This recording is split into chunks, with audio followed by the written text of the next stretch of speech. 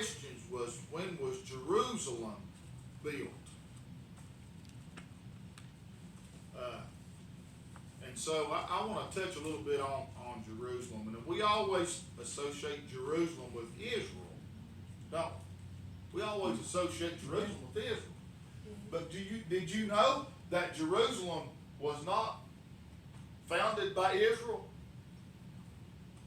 Was not founded by Israel. As a matter of fact, David came in and took it over. King David. Right. Then it became known as the city of David. Yeah. Let me find it right here. It's in.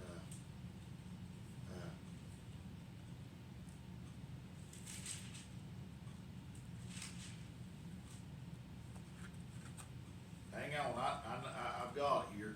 It's in chapter 5 of 2 Samuel.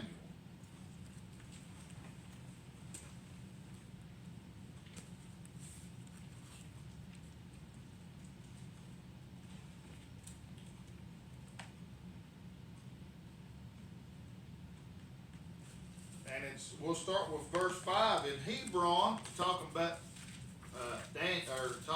David, he reigned over Judah 7 years and 6 months. Did I say Daniel? I meant to say David. You said David. King David. You said King David. He reigned 30 years over all Israel and Judah. And the king and his men went to Jerusalem unto the Jebusites, the inhabitants of the land, which spake unto David, saying, Except thou take away the blind and the lame, thou shalt not come in hither, thinking David cannot come in hither. Nevertheless, David took the stronghold of Zion, the same as the city of David. David took it over. It wasn't in the Israelites' grasp. It wasn't a Jewish nation. I mean, it was not a Jewish city. I've always thought in my lifetime that we associate Jerusalem with the Jews. Yeah. But it did not begin that way. Now, isn't that interesting? Listen, isn't that interesting? Because guess what? Jerusalem is called the Holy City. Yeah, it is. Huh? And the new city of Jerusalem coming down from God out of heaven, it's a holy place. Yeah. But it was not founded by the Jews. It was not founded by God's people. I find that very interesting. It tells us right here, David took it over. And then it became known as the city of David. Zion. City of David. That's Jerusalem. What it is. City of David. That was pretty interesting. Pretty interesting stuff. What? I never know that either. I always just thought it was, the Jews built it, but that's not true. Well, that's what I thought. It's not true. Bethlehem. Yeah, it's not true. But we can find out. Look, we can find out almost all those cities that's over there in the country of Israel was built by other nations, because that was called the land of Canaan. And what did God send them in there to do? Take it over. Didn't He? They went in there and took it over. So none of it was really built by the Jews. They just went in there and took over what was already there. Right? I just think that's interesting. Yeah. But God had it. God had a plan. And let me tell you, Jerusalem was built in the way He wanted it built, regardless of who built it. I'm just sure tell you. We're going to start out with Daniel chapter 5 and verse 1. And we left on a cliffhanger. If you ever watch a lot of old TV shows years ago, they leave you on a cliffhanger. There'd be something happening at the end of the series if it was continuing. So you watch the next episode, right? You always left you there hanging. So I want to leave y'all hanging last week by saying, Belshazzar, not Daniel, but Belshazzar, which was Nebuchadnezzar's son, had been there all through Nebuchadnezzar's problems that he went through, and didn't learn nothing. He did not learn anything. And he has done something, let's say it this way. the Bible talks about the desolation of abomination when the Antichrist sits up on the throne in the temple of God and declares himself to be God. We're going to get to that. That's in Daniel. We ain't there yet. But that's known as the desolation of abomination. That makes God sick. Abomination makes God sick. Okay, you ever seen stuff that makes you sick? Boy, I have. That makes him sick. Okay? Well, listen. This old boy here is fixing to do something, and he's a human. Now, that Antichrist has got some devil in him. This guy's pure human, and he's going to do something that's an abomination. Let's read. Belshazzar, the king, made a great feast to the 1,000 of his lords, and drank wine before the 1,000. Ooh, here he is having a big old time, ain't he? They ain't learned nothing. Some people just don't learn, Bill, do they? Huh? All right. So here he is, having a big old time, having a party, you know? I mean, Belshazzar, whilst he tasted the wine, commanded to bring the golden and silver vessels, which his father Nebuchadnezzar had taken out of the temple which was in Jerusalem. Oh man, I'm telling you right now, these people they're in bad way right off the bat. Okay? First of all, Nebuchadnezzar, when they raided Jerusalem and they took over, okay, Nebuchadnezzar did. They took the stuff out of the temple. Did y'all ever wonder who was kings and lords of all these nations before Nebuchadnezzar? Because there's only one. He was the king over all of them. Did y'all ever wonder? Because he was the head of that statue. Yeah. I mean, you know what? You know there's been kings and lords and people in charge of these other areas before Nebuchadnezzar. I mean, because this had to happen after Jerusalem was part of Israel. Now, people wonder when Daniel was written. It had to be written when Jerusalem was part of Israel. Okay? Because we find out that Daniel opened his windows toward Jerusalem and prayed. Okay? So Jerusalem was known then as the city of David and the holy city. Okay? Otherwise, he wouldn't have opened his windows toward Jerusalem and prayed. Right? So we can establish that Daniel was sometime past David. We're at. But he was past David's time. Okay. He was closer to Jesus' time. Okay? Alright, well, let's look here. That the king and his princes, his wives, and his concubines might drink therein. Now I want you to listen here very carefully. These vessels had a specific purpose in the temple of God. And let me tell you, they came all the way back from Moses when they made the tabernacle. Now, I'm not talking about the temple, we're talking about a tabernacle. But they had the golden cups. We can go back there and study it. We'll go back there and study it. And maybe in a few weeks. Just hit upon it. But listen, you know what they done to every item in that tabernacle? They anointed it. That was anointed. That was anointed for God's use. Huh? Let me tell you, when you anoint something for God's use, you better use it for God. Because if you do not, bad things are coming your way. Huh? Now, look here. What is this right here? It's a vessel, temple of God that's been anointed. Better be careful what you do with it. Huh? What you put into it. What you take out of it. It's God's. It no longer is ours. those cups and those vessels were not man's, and it wasn't the priest's. It was God's. Yeah. That's God's. Huh? Yeah. This church is God's. Yeah. It's God's church. Yeah. Yeah. Right, yeah. Okay. Well, look here.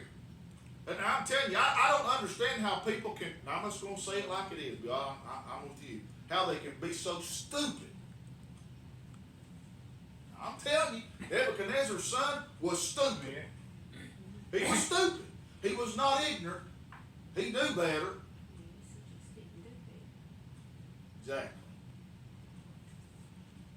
Then they brought the golden vessels that were taken out of the temple, the house of God, right there. That right there will tell you right there. After he had seen God work miracles with his father, what did he do? Take some vessels that was taken from the temple, and they proceed to drink from them. Hello? That's it. I don't understand. You throw 3 men in the fire, and his dad sees that 4th man in there. Okay? I mean, how could you go into that Lord's house and take cups out of his house and drink out of it? I don't understand it. Yeah, that's what he done. I'm telling you now. It's like slapping God in the face, Bill. Yeah. And listen, I'm gonna be real here too. We talk about people send people to, God don't send people to hell, and boy, I like what TJ said up here about it. God does send people to hell, but because they do it to themselves, Yes. right? I like the way he said that. They do it to themselves. Okay, but look. Reject God. They reject God. So look here. God, the Father, sent his son down to die on the cross. And I'm talking about, he was dying before he got there. Yeah. He was way almost dead before he got there. Yes. Okay? And if you don't accept him, it's like slapping God in the face. That's what it's like.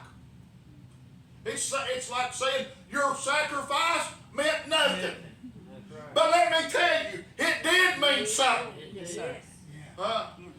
It did mean something. Yes. It gave you and I a right to eternal life. Amen. Amen. Life more Thank abundant. you, Lord. Praise the Lord. You're going to have eternal life which way. You just got to pick your destination. Which way you want to go? Yeah. Praise the Lord. But I'm glad that he did, but I hate that he had to suffer. But I'm telling you, don't slap God in the face. You better not. You better not. Hey, he listen, vengeance is mine, saith the Lord. I will Man. Huh? When he made a way and you don't take it, hey, you can't look to God for mercy, amen. No. No mercy for you. No. Huh? Right. There's no mercy Praise the Lord. at that point. But look here.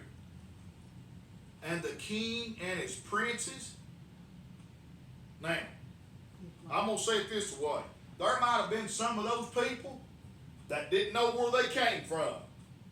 Those vessels. Right? Yeah. Okay? If they had no prior knowledge of where them vessels come from, they're exempt. Yeah. They're exempt. They're exempt. Right? If you don't know a rule, you can't be held accountable to that rule if you don't know what it is. That's it. Is that right? That's right. Okay. All right. And his princes, his wives, and his concubines drank of them. But can't you just see Belshazzar just handing them things out? I don't even know if his servant handed them out, but he didn't hand them out himself. You know? Huh? And man, give a toast. Give a toast to the king, you know? Like just mocking God. Oh, God will make a believer out We're of doing you. it today. He will make a believer out of you. You listen, you don't do that to God. He's merciful, but listen, He's gonna get your attention. Better get your attention. I want you to look here. Let's go on down here, okay? They drank wine. You know, when I was young, this story scared me to death. When we get on down here to the meat and potatoes of it, it scared me to death when I was a little boy when I heard this story. I could just see it in my mind happening. You know, I like to visualize things. But it says they drank wine. And look here, not only did they disrespect God's vessels, but I want you to look what they did with them. They praised the gods of gold.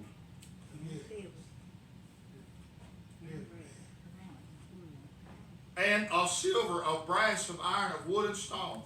So not only did they disrespect, but they was praising them vessels. Mockery. That's all it was. It was just mockery. After he'd seen his dad out there in the field as a beast for 7 years. 7 years he was out there 7 times. He says, I think it's 7 years. My boss said you. It don't really clarify, but I think it was 7 years. But after seeing his dad out there, that tells me some people are just beyond, they're just beyond hell. They are. God knows that. Huh? He knows. But look here what happens. Bill, you talk about this a lot, how God gets people's attention. I want you to look right here. While they's having a big old time, in the same hour came forth fingers of a man's hand, and wrote over against the candlestick upon the plaster of the wall of the king's palace. And the king saw part of the hand that wrote. Now I want you to look here, okay? Then the king's countenance was changed, and his thoughts troubled him, so that the joints of his loins were loose, and his knees smote one against another. I'm telling you what, when you see the fingers of a man's hand writing on the wall, that's going to get your attention. Hey, whose hands was that? I think it was the Lord's hand. I think it was God's hand. I don't think God sent no messenger to write. I believe He wrote it Himself. I've heard of the hand writing over the wall. Yeah, you know, that scared me when I was little, because I was thinking, boy, God's hand right on the wall, you know? And then that guy's knees was a knocking. I've heard of people's knees knocking, and I never thought that was a real thing, but the Bible said his knees was knocking. Now that's scary. Now, I'm telling you what, he was terrified. He was. Can you imagine the size of that hand? I've seen pictures, you know, where it's got a big old hand right on the wall. The whole world in his hand. That's very good size. Telling you what, it was big enough. It was big enough that everybody could see it, Yeah. and everybody could see that writing. It wasn't no little small print you had to get up close to see. It was there for everybody to see. Because guess what? They were all a witness. Let's read on. Oh boy, I'm telling you, the king, he's here he goes again. He tore all pieces. He didn't learn nothing. Didn't learn nothing from his dad. Not a He thing. tore up a Wayne. The king cried aloud to bring in the astrologers, the Chaldeans and the soothsayers. Here we go again. They don't know nothing. What they gonna tell you? We've already established they don't know nothing. Huh? Why do we always journey toward help where we can't get help instead of going where we need to get help from the Lord? That's it. Huh? That's it. He's always the last one, it seems like, in people's minds. That's it. You know? When they get down and ain't nowhere else to turn, then they turn to the Lord. Hey, but what would have happened if they turned to Him to begin with? Huh? You know what I mean? Hey, if you're there with the Lord from the beginning, He'll be there with you through it all. Yeah. So, Is that right? Yeah, If yeah. you're with him, and then you ain't with him, and then you with him, and then you No, ain't with him, when no. you got trouble, he ain't gonna be there. That's it. Okay? I know that's just plain English, but that's just That's reality. it. Okay. Well, I love this. I love this story. I love this story. There's a lot to unpack here, you know, as some of the people say when they teach. There's a lot to unpack. But look here. And the king spake and said to the wise men of Babylon, here he is again. Whosoever shall read this writing and show me the interpretation thereof shall be clothed with scarlet and have a chain of gold about his neck and shall be the third ruler in the kingdom. The third. Who was the second? Huh? I don't know.